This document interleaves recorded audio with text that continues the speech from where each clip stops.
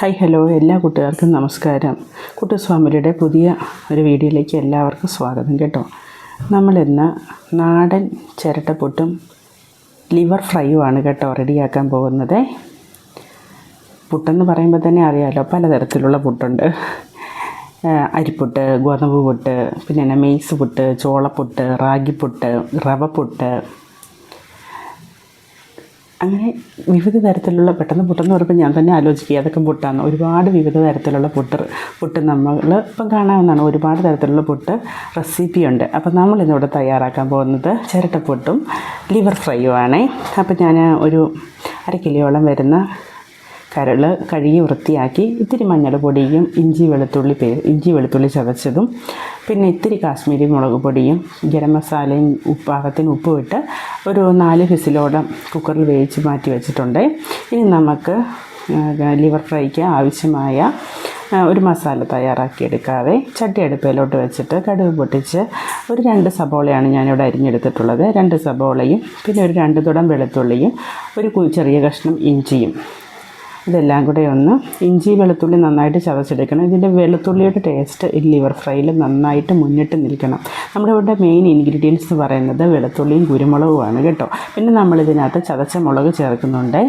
അപ്പോഴത്തേക്കിന് നമ്മുടെ സബോള നന്നായിട്ട് വഴണ്ട് മെറൂൺ കളറായി വരണേ. അപ്പോൾ അതിലേക്ക് നമ്മൾ ഇഞ്ചിയും വെളുത്തുള്ളിയും ചേർത്തിട്ടുണ്ട്. ആവശ്യത്തിന് കറിവേപ്പിലയും ഇത്തിരി ഉപ്പും കൂടെ ചേർത്ത് നന്നായിട്ടൊന്ന് മെറൂൺ കളർ ഒരു ബ്രൗണിഷ് മെറൂൺ കളറാകുന്നതിനും വരെ നമുക്കൊന്ന് വഴറ്റിയെടുക്കാം.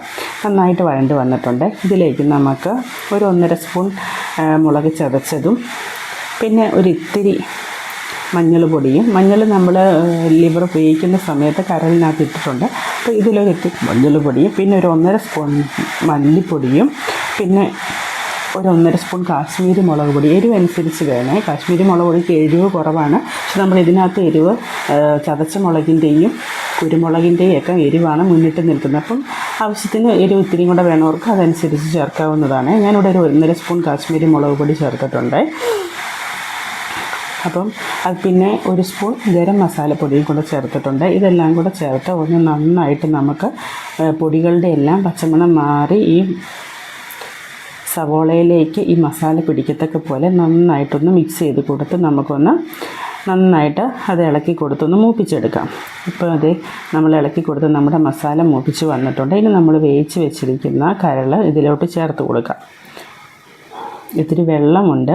അപ്പോൾ നമ്മളത് ഇതിനകത്ത് ഈ ഗ്രേവിക്കകത്ത് കിടന്ന് പറ്റി വരുമ്പോഴത്തേക്കിനും കണക്കിനായിക്കോളുവേ. നന്നായിട്ട് നമുക്കൊന്ന് ഇളക്കി കൊടുക്കാം. സമയത്ത് ഉപ്പൊക്കെ കുറവാണെങ്കിൽ ഉപ്പൊക്കെ ചേർത്ത് കൊടുക്കാം. പിന്നെ കുരുമുളക് പൊടി നമ്മളൊരു 1.5 സ്പൂൺ കുരുമുളക് പൊടിയാണ് ഇട്ടത്. ആവശ്യത്തിന് ഇത്തിരിയും കൂടെ എരിവ് വേണമെങ്കിൽ ഇത്തിരിയും കൂടെ കുരുമുളക് പൊടിയും ഗരം മസാലപ്പൊടിയൊക്കെ നമുക്ക് ചേർക്കാവുന്നതാണ്. ഓരോരുത്തരുടെയും ടേസ്റ്റിനനുസരിച്ച് ഇത്തിരിയും കൂടെ പൊടികളൊക്കെ വേണമെങ്കിൽ ചേർക്കാം. അപ്പോൾ ഇത് നന്നായിട്ട് നമ്മൾ ഇളക്കി യോജിപ്പിച്ച് ആ വെള്ളമൊക്കെ ഒന്ന് പറ്റി ഒരു ഫ്രൈ ആയിട്ട് വരണം. നന്നായിട്ട് ഈ ലിവറിൻ്റെ കളറൊക്കെ ഒന്ന് മാറി ആ മസാലയിലൊക്കെ ഒന്ന് കിടന്ന് മൊരിഞ്ഞ് ഒന്ന് വരണം. എങ്കിലേ അതിൻ്റെ ആ ഒരു നന്നായിട്ട് ആ ഇഞ്ചിയുടെയും വെളുത്തുള്ളിയുടെയും കുരുമുളകിൻ്റെയും മസാലയുടെയും ഒക്കെ ആ ഒരു ടേസ്റ്റ് ആ കഷ്ണത്തിലൊക്കെ നന്നായിട്ട് പിടിച്ച് വരണം. എങ്കിലേ അതിനൊരു പ്രത്യേക ടേസ്റ്റ് ഉണ്ടാവില്ല കേട്ടോ. പറയില്ലേ, ഷാപ്പിലൊക്കെ വെക്കുന്ന പോലത്തെ എരിവിലുള്ള കറി, അതുപോലൊരു കറിയാണ് ഇത്. പിന്നെ കുഞ്ഞുമക്കൾക്കൊക്കെ കൊടുക്കാൻ വളരെ നല്ലതാണ്. പിന്നെ കുഞ്ഞുമക്കൾക്ക് നമ്മൾ ഉണ്ടാക്കുമ്പോഴത്തേനും കുരുമുളക് പൊടിയുടെ എരിവിൻ്റെ ചതച്ച മുളകിൻ്റെയൊക്കെ എരിവിൻ്റെ ഒരളവ് അല്പം കുറച്ച് ചേർത്താൽ മതിയേ. അടിപൊളി ടേസ്റ്റാണ് കേട്ടോ. നന്നായിട്ട് വഴറ്റി ചട്ടി ആയതുകൊണ്ട് ഒത്തിരി തീ കൂട്ടിയിട്ടാൽ കരിഞ്ഞു പോകും, അടിയിൽ പിടിക്കും. അതുകൊണ്ട് അത് ശ്രദ്ധിച്ച് വേണം ഇളക്കാനായിട്ട്. ഞാൻ ഇളക്കി കൊടുത്തുകൊണ്ടേ ഇരിക്കുകയാണ്, അടിയിൽ പിടിക്കാതെ കേട്ടോ. അപ്പോൾ നന്നായിട്ട് ഈ സബോളയുടെയും ഇതിൻ്റെ എല്ലാം കളർ മാറി നല്ലതായിട്ട് വരണേ. അതാണ് നമ്മുടെ പരുവം കേട്ടോ. അപ്പോൾ ഇളക്കി കൊടുത്തുകൊണ്ടേ ഇരിക്കണം, കരിഞ്ഞു പോകല്. കരിഞ്ഞു പോയാൽ പെട്ടെന്ന് തീ കയറി പിടിക്കും. നന്നായിട്ട് നമ്മൾ ആ കരൾ ചേർത്തപ്പോഴുള്ള വെള്ളമൊക്കെ നന്നായിട്ട് പറ്റി വന്നിട്ടുണ്ട്. ചുമ മാറാനൊക്കെ വളരെ അത്യുത്തമമാണ് കേട്ടോ. കരൾ കുരുമുളകൊക്കെ ചേർത്ത് കഴിക്കുന്നത് വളരെ നല്ലതാണ്. അപ്പം ഇത് പാകമായി വരുന്നുണ്ട്. ഇപ്പോൾ വെള്ളമൊക്കെ നന്നായിട്ട് പറ്റി മസാലയൊക്കെ പിടിച്ചിട്ടുണ്ട്. അപ്പം ഇങ്ങനെ നമ്മുടെ കരൾ ഫ്രൈ റെഡി ആയിട്ടുണ്ട് കേട്ടോ. കരൾ ഫ്രൈ റെഡി ആയിട്ടുണ്ട്, നന്നായിട്ട് പറ്റി വന്നിട്ടുണ്ട്. നമുക്കിനി ഇതൊന്ന് മാറ്റി വെച്ചിട്ട് നമുക്ക് ചിരട്ടപ്പുട്ട് ഉണ്ടാക്കാനുള്ള പൊടി റെഡിയാക്കാം കേട്ടോ. നമ്മുടെ കോമ്പിനേഷൻ എന്ന് പറയുന്നത് പുട്ടാണ്, ചിരട്ടപ്പുട്ടും ലിവർ ഫ്രൈയുമാണ്. അപ്പോൾ നമ്മുടെ ലിവർ ഫ്രൈ ഇവിടെ റെഡി ആയിട്ടുണ്ട്. നമുക്ക് പതിയെ ചട്ടി ഒന്ന് വാങ്ങി വെച്ചിട്ട് നമുക്ക് പുട്ടിൻ്റെ പരിപാടിയിലേക്ക് പോകാം. നമുക്ക് ഒരല്പം തേങ്ങ ചേരണ്ട. പുട്ടിന് തേങ്ങ എത്ര ചേർത്താലും അതിനനുസരിച്ച് രുചി കൊടുത്തേ ഉള്ളൂ. ഞാൻ എപ്പോൾ പുട്ടുണ്ടാക്കിയാലും എനിക്ക് പുട്ടിന് ഒരുപാട് തേങ്ങ വാരി വെക്കുന്നത് ഭയങ്കര ഇഷ്ടമാണ് കേട്ടോ. പിന്നെ ചിരട്ടപ്പുട്ടല്ലാതെ നമ്മുടെ അല്ലാതെ നീളമുള്ള പുട്ടും കുറ്റിക്കകത്തുള്ള പുട്ടില്ലേ, അതും എനിക്ക് ഭയങ്കര ഇഷ്ടമാണ് കേട്ടോ. ഞാൻ ഉണ്ടാക്കാറുണ്ട് ഇടയ്ക്കൊക്കെ. അതും വളരെ രുചികരമുള്ള, ചൂടോടെ കഴിച്ചാൽ കറിയൊന്നും ഇല്ലെങ്കിലും ഒരു കുഴപ്പമില്ല, ചൂടോടെ കഴിക്കാൻ വളരെ നല്ലതാണ്. അപ്പോൾ നമ്മൾ തേങ്ങയൊക്കെ റെഡിയാക്കിയിട്ടുണ്ട്.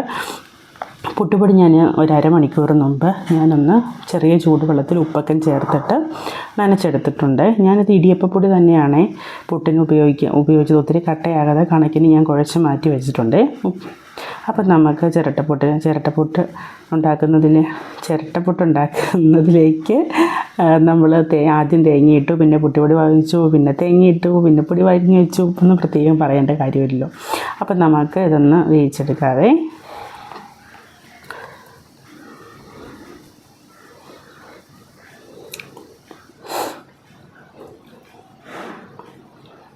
തേങ്ങ വാരി വെച്ചത് നിറച്ച് ഫില്ലാക്കി കഴിഞ്ഞ് ചൂടോടെ, അതായത് ഏറെ തേങ്ങ ഇട്ട് വെച്ച് കഴിഞ്ഞിട്ട് അത് ചെറിയ ചൂടോട് കൂടി ചെറിയ കട്ടൻ ചായയൊക്കെ ആയിട്ട് കഴിക്കാൻ അടിപൊളി ടേസ്റ്റാണ്. അപ്പം ഞാനിത് നമ്മുടെ പുട്ടിന് ആവി വന്നിട്ടുണ്ട് കേട്ടോ, പുട്ട് വെന്ത് വന്നിട്ടുണ്ട്. നമുക്കിതൊരു പാത്രത്തിലേക്ക് മാറ്റാം.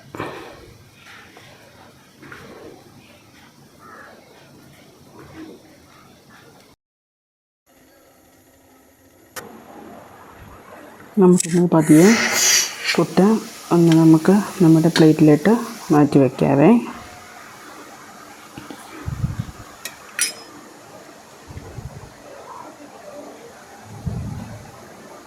നമുക്ക് പുട്ട് പതിയെ ഒന്ന് ഇതിലേക്ക് ഞാൻ മാറ്റി വെക്കുവാണേ. അപ്പം വളരെ നമ്മുടെ സോഫ്റ്റായിട്ടുള്ള നമ്മുടെ ചിരട്ടപ്പുട്ട് ഇവിടെ റെഡി ആയിട്ടുണ്ട്. നല്ല ആവി പറക്കുന്ന പുട്ടിൻ്റെ കൂടെ നമ്മൾ റെഡിയാക്കി വെച്ച നമ്മുടെ ലിവർ ഫ്രൈയും കൂടെ ചേർത്ത് നമുക്കങ്ങോട്ട് വിളമ്പാം. അപ്പോൾ ഇന്നത്തെ നമ്മുടെ രാവിലത്തെ ബ്രേക്ക്ഫാസ്റ്റ് പുട്ടും ലിവർ ഫ്രൈയുമാണ്.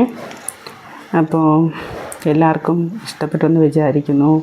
എൻ്റെ ഈ ചെറിയ വീഡിയോ ഇഷ്ടപ്പെട്ടാൽ എല്ലാവരും ലൈക്ക് ചെയ്യാനും ഷെയർ ചെയ്യാനും കമൻറ്റ് ചെയ്യാനും ഒക്കെ മറക്കരുത്. നമ്മുടെ ലിവർ ഫ്രൈയും പുട്ടും കൂടി ഒന്ന് ഉണ്ടാക്കി നോക്കണേ. വളരെ ടേസ്റ്റി ആയ ഒരു റെസിപ്പിയാണ്. എല്ലാവരും ഉണ്ടാക്കി നോക്കി കഴിച്ചിട്ട് അഭിപ്രായം കമൻറ്റ് ചെയ്യാൻ മറക്കരുത്. അപ്പോൾ ഇനി പുതിയൊരു വീഡിയോയിൽ കാണുന്നത് വരെ ടാറ്റാ, ബൈ ബൈ.